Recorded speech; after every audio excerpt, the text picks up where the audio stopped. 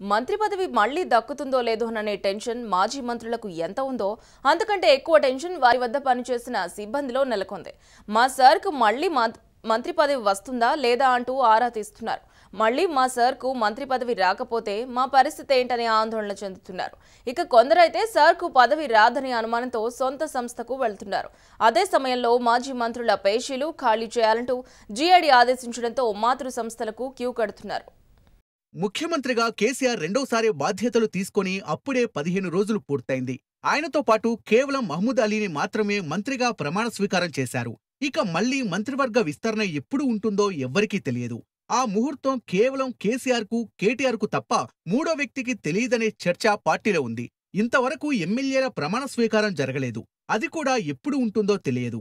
అయితే గత ప్రభుత్వంలో మంత్రులుగా పనిచేసిన వారు తమకు తిరిగి మంత్రులయ్యే అదృష్టం ఉందా లేదా అని తెగ టెన్షన్ పడుతున్నారు. వారి వద్ద పనిచేసిన సిబ్బంది పరిస్థితి మరీ ఘోరంగా ఉంది. తమ బాస్ మళ్లీ మినిస్టర్ అవుతాడా లేదా అని ఆరా తీస్తున్నారు. క్లారిటీ లేక మాతృ సంస్థల్లోకి వెళ్లి జాయిన్ అవుతున్నారు. అయినా వారిలో ఆశ చావడం లేదు. వారి మనసు సచివాలయం చుట్టే తిరుగుతుంది. వాళ్లు తమ పేరెంట్ డిపార్ట్మెంట్లో రిపోర్ట్ చేసినా ఇక్కడిక్కడే తిరుగుతున్నారు. చకోరా పక్షుల్లా ఎదురుచూస్తున్నారు.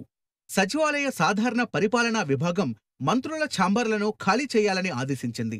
దీంతో దాదాపు అందరి మంత్రుల పేషీలు ఖాళీ అయ్యాయి. ఒక్కో ఛాంబర్లో ఒక్కో అటెండర్ను మాత్రమే పెట్టారు. మిగతా వారందరూ వెళ్లిపోయారు. ఇక ఓడిపోయిన తుమ్మల, మహేందర్ రెడ్డి పేషీలకు సీల్ వేశారు. దీంతో మంత్రుల దగ్గర పనిచేసిన పిఎస్లు, పిఏలు మాతృ సంస్థలకు వెళ్లిపోయారు. తమ వాళ్లు మంత్రులు అయితే మళ్లీ వచ్చేందుకు సిద్ధంగా ఉన్నారు. అందుకోసం మంత్రి విస్తరణ కోసం 1000 కళ్లతో ఎదురుచూస్తున్నారు.